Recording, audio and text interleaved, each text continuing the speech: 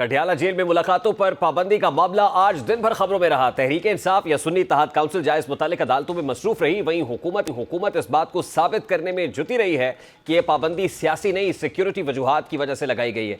जब से अडयाला जेल में मुलाकातों पर पाबंदी लगी, उसके बाद एक इम्कान यह भी जाहिर किया जा रहा था कि शायद अब 2 हफ्तों के लिए अडयाला में केसेस की समाअत भी ना हो। लेकिन बरक्स आज अडयाला जेल में 190 मिलियन पाउंड रेफरेंस केस की समाअत में इस्तगासा, कौमी एहतसाब ब्यूरो के मजीद 3 गवाहान के बयान कलमबंद कर लिए गए हैं। आज की समाअत में जेल हुक्काम ने सिर्फ 6 वकिला को अंदर जाने की इजाजत दी।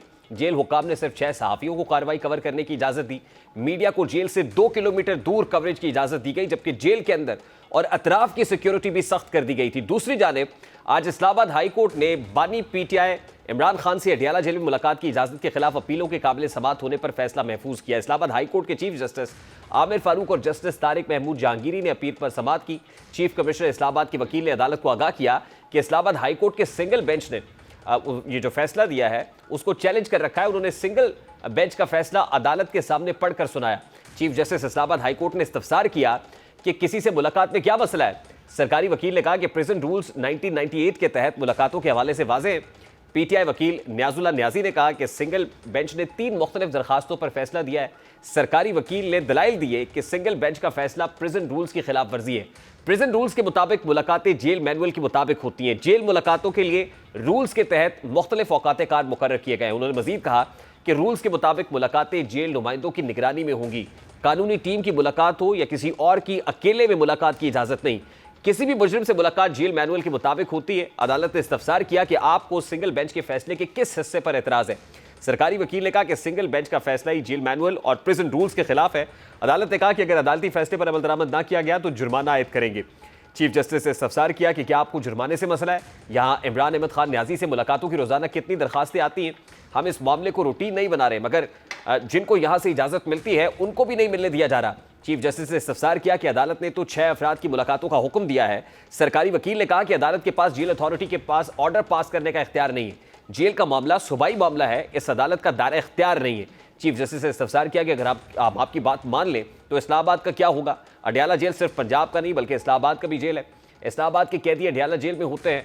आप रूल्स पढ़ लीजिए और हमें बताएं कि आपका मसला क्या है।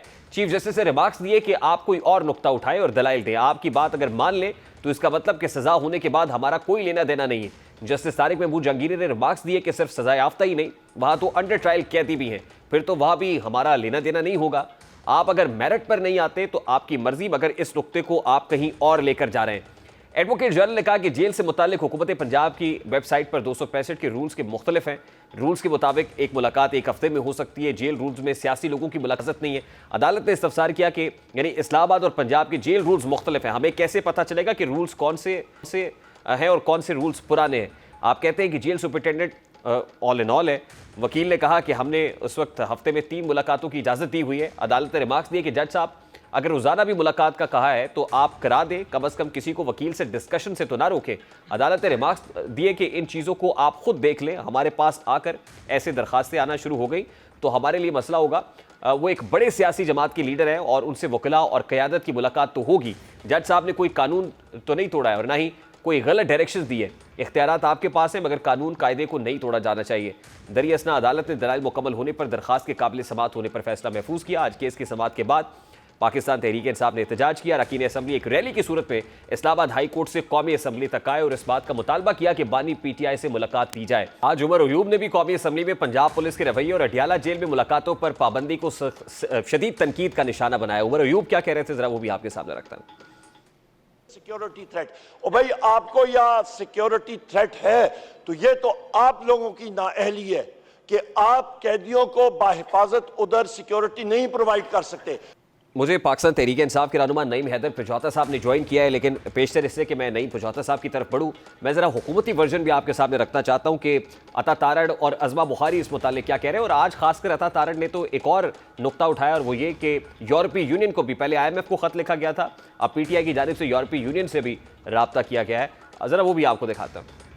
हफ्ते का एक बैन मुलाकातों पे लगाया गया। ये सिर्फ एक जेल की हद तक नहीं है। रिपोर्ट्स मौसूल हुई थी तखरीबकारी के हवाले से सिक्योरिटी खदशात के हवाले से, जिसके तहत अडयाला जेल, मियाँ वाली जेल, डेरा गाजी खान जेल, इन 3 जेलों का सिक्योरिटी ऑडिट किया जा रहा है। ये रियासत है तो हम हैं, और इस मुल्क ने इंशाल्लाह ताला, मगर अगर चंद सियासी अनासर ये समझते हैं कि हम अपनी सियासी बका की खातिर, सियासी मफादात की खातिर, जो पेटी पॉलिटिकल इंटरेस्ट होते हैं उनकी खातिर इस मुल्क की मईशत को नुकसान पहुंचाएंगे, तो ये उनकी खाम ख्याली है। तहरीक इंसाफ की तरफ से एक बहुत मकरू कदम लिया गया है यूरोपियन यूनियन को अप्रोच करने का, और एक ऑनलाइन पिटिशन का सिस्टम जिसमें इंटरनेट के ऊपर यूरोपियन यूनियन को ये कह रहे हैं कि पाकिस्तान